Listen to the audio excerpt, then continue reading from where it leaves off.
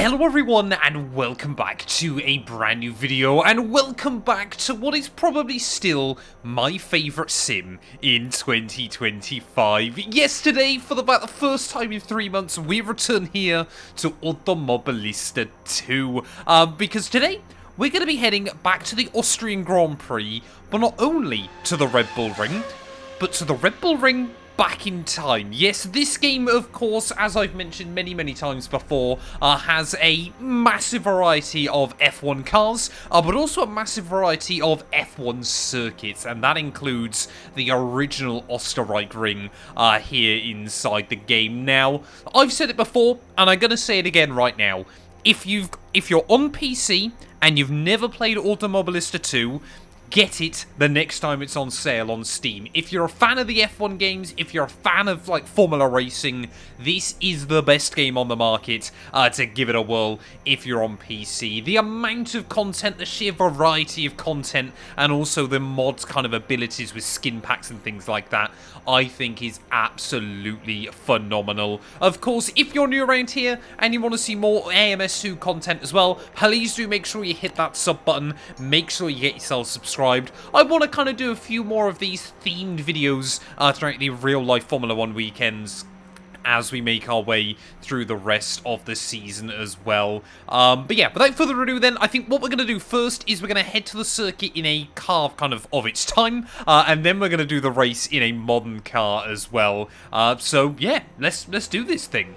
There we are then. If we head over to the Spielberg circuit inside the game, as you can see, you've got the modern kind of Formula 1 layout equipped with all of the necessary DRS zones. You've got the short circuit as well. I've still got no idea why EA have never added this to the F1 game to use as like an alternate track layout. When we got those short circuits back on like F1 2020, this one seemed like a really obvious one, and they just never did it. We've also got the historic 1974 layout, and then last but not least, we have got the 1977 layout.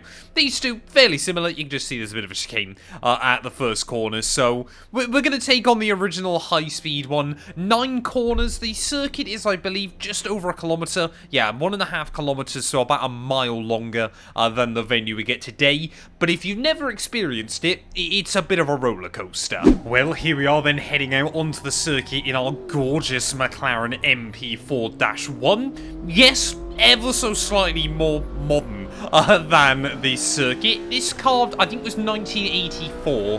But I thought, you know, obviously with this being the Austrian Grand Prix, we had to race in one of Niki Lauda's Formula 1 cars. And of course, this was the car that he won his 3rd and final World Championship in.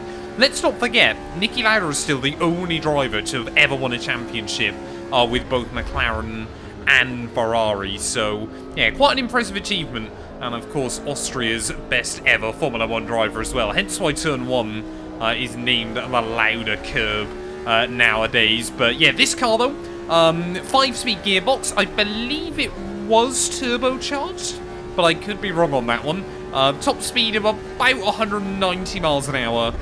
In the current setup now. I should have got my H pattern set up for this, but of course, yeah, we were just jumping in and having a little bit of fun.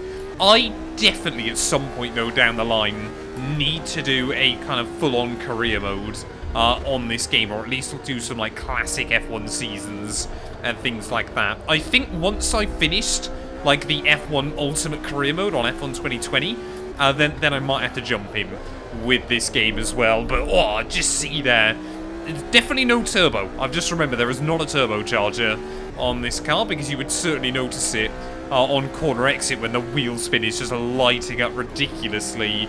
But of course, yeah, a lot of this circuit though, unmistakably the Austrian Grand Prix. Obviously this is the final couple of corners, which is, well, just one long flowing hairpin as we make our way out then. Get your foot to the floor, bring the car up over the line, 160 miles an hour as we cross the start-finish line there. Up the hill, this would be normally where Turn 1 is, but we extended a little bit further through the other side of the hill there. 290 kilometers an hour as we make our way up in towards Turn 2 and Turn 3.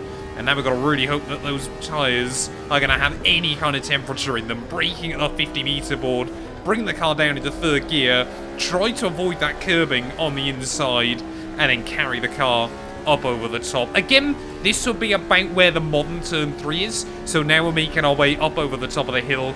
And I mean, the second half of the lap, so similar to what we still see in real life. The braking point down here a little bit later, down into second gear. I believe this is the slowest corner of the lap before you mash the throttle again. The camber on the outside really hugs the car in to the apex, and then again this next blind approach, really tricky as well. I'm sure many of you have seen the footage. I think it was Andrea De Cesaris had rolling his car around here as well. Through obviously, the modern turn 4 and turn 5, and I dipped a wheel on the grass.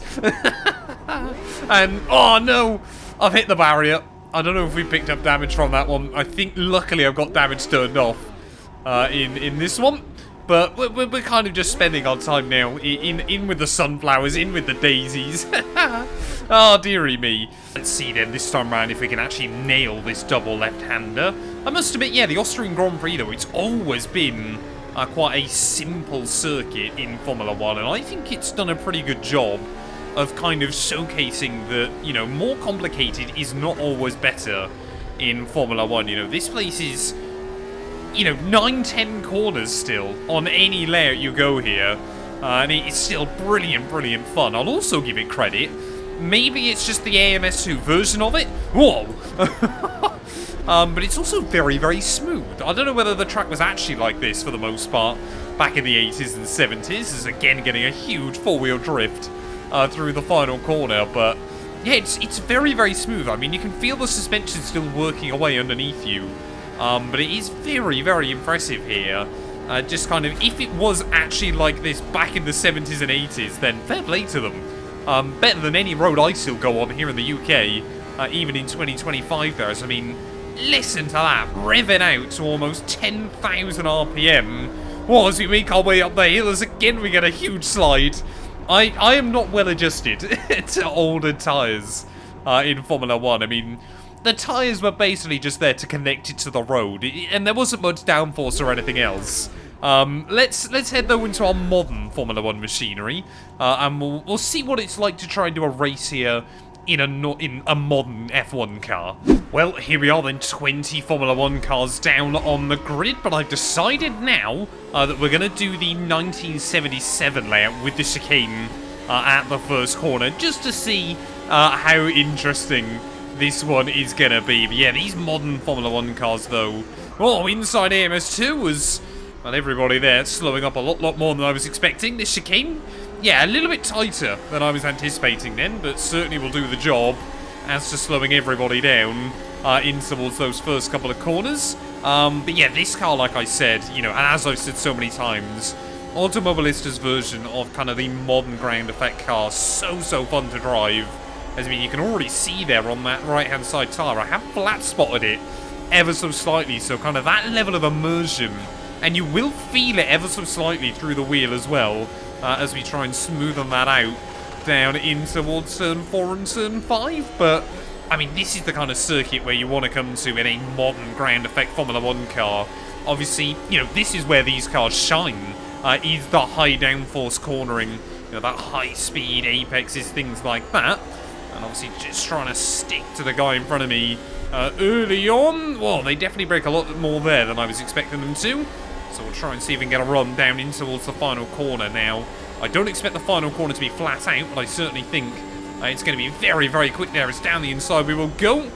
Or down into, I think we'll try 5th gear that first time there. As again, the AI constantly tearing up a lot at the final corner. I mapped the DRS for this, and then obviously came out onto the circuit and remembered that there's going to be no DRS zone, because it's, 35 years before DRS was ever a thing in Formula 1 as well. So that was a little bit stupid as well. We tried to just stab the throttle there slightly, see if we get a run on the guy in front of us. I also love some of the fake names that they give the drivers. Now, of course, obviously, licensing is always a bit of a pain when it comes to sim racing. So the battle at the front is by M. Van Dusen and C. LeBlanc. I wonder who they're meant to be inside this game there. Absolutely love it. Like I said, I need to desperately download like an F125 skin pack off of Overtake GG or something like that for this game. to really kind of give us like the full immersive experience as well at some point in the near future. But yeah, the ERS and kind of the battery management I've got set to auto, and if you have a look at the steering wheel, it is constantly doing stuff with it, like constantly changing around the mode you're in and kind of where you want to be driving it and everything like that to try and give yourself a little bit of a boost out of the corners. And trying also not to run out of battery around the rest of the lap. Now, I'm pretty certain it kind of sets itself a target. Whoa, is this guy very slow through the final corner? We're going to muscle our way to the inside there. I've only made it a 5-lap race. I'm worried that that's not going to be not long enough to really kind of get the full enjoyment out of this. Is all we're going to... Oh, AI there. That was a brave defense down into towards turn 1. Wouldn't see the EA AI doing that all too many times there, throwing him in a mean block. I think he was actually trying to line up a move on the guy in front of him there as we make our way back up the hill. But like the modern Austrian Grand Prix though, this place so picturesque, you know, in the rolling hills, everything like that. It is a fantastic venue. You know, I love these kind of classic tracks. This place, Spa, Monza, Silverstone, to a lesser degree, all set in beautiful parts of the world. As I mean, they were almost 3 wide there. Didn't even really look like there was going to be enough room for that one to work out. So luckily, the Alpine kind of themed car will back out of it when all is said and done. But I love the fact if you try and back out early for a corner, AI behind is immediately trying to have a look for it. Whoa, as that's going to turn my tyres more into 50 pence pieces as well there. But we had to give it a try and see if we could throw the AI off ever so slightly. Definitely that corner where we're strongest against the AI here as well. But let's see if we can try and get a good run through the final corner this time around. They're really brave. I think I've got the AI set to 90 for this video, and that might be ever so slightly too low as banging wheels on the run back up in towards turn 1. I mean, this blind apex, you know, you're kind of spotting the braking point. Whoa, hello. Yeah, spotting the braking point there as you're just trying to find where the apex curb is. And that guy in front, Pierre Gasly, he is not afraid to get the elbows out early on here, it would appear. As we're already onto lap 4 of 5 though, so we've really got to try and make some moves. I will say, as fun as this layout is, that the modern Red Bull ring is fantastic for overtaking. This one, I'm not seeing many places to really go for it. Yes, maybe the braking zone up in towards turn 1, if you're feeling confident, but where a lot of the corners are obviously very high speed, there's not really many opportunities to kind of try and outbrake someone into a corner. It's, especially in a modern car, yeah, the braking zones are tiny, if they're really at all, unless you're feeling really brave and want to try and go around the outside. But again, well, the AI there just trying to cover that off. Can we find the run? Yes, we just about can there. Beautiful little move, if I do say so myself. And we'll get 2 wheels on the grass as well, banging wheels on the exit down in towards the final corner as well. But, oi, hello. That final corner is super scary. Super scary to try and get it hooked up. And now you can see the guy behind gets a big run back in towards turn 1. Now, I haven't tweaked the car setup at all. The AI will inside this game there. It's around the outside through the chicane as well. So they will know this circuit is really high speed. And they will actually run quite a low downforce setup here as well to try and give themselves a better fighting chance as well. I mean, we're up to P15 in this race, following on Nico Hulkenberg, and I don't know who else Scott's meant to be. That one, there are a few that are throwing me off. I don't know. I know O Parisi is obviously going to be Oscar, and Shioya, I assume, is meant to be Sonoda. But if someone can let me know who L. Scott is meant to be, I think my mind is drawing a blank on who that one's meant to be. It can't be Norris, can it? Surely not. But definitely building him a bit of confidence towards the end of this race. Can we try and get at least a couple more overtakes done right before the very end here? It's, I thought about having a look down the inside there. I mean, that left-hand side front tyre is looking destroyed late on. Just about there, get to the inside as well. Can we go to the outside in towards the final corner of the Grand Prix? We're going to give him a little bit of a bump, see if we can get the run out of the turn. I don't think we will. It is going to be P14 when all is said and done. And you've even got a proper cooldown lap as well. inside this game. That was brilliant. Brilliant fun here back at the Red Bull Ring. Like I said, obviously, AMS2, it really does give you this opportunity to kind of step through history and time, and I absolutely love it. Would the old Red Bull Ring work better for Formula 1 nowadays? No. No, it wouldn't. There's nowhere really, you know, unless you're feeling incredibly brave, there is nowhere to really try and go for overtakes around this venue, but hopefully this video has been good fun nonetheless. Like I said, if you're on PC, get this game wishlist. The next time it's on sale, pick it up. It often goes on at half price. But yeah, that's going to do us for this one, and we're going to be back very soon with more Formula 1 content.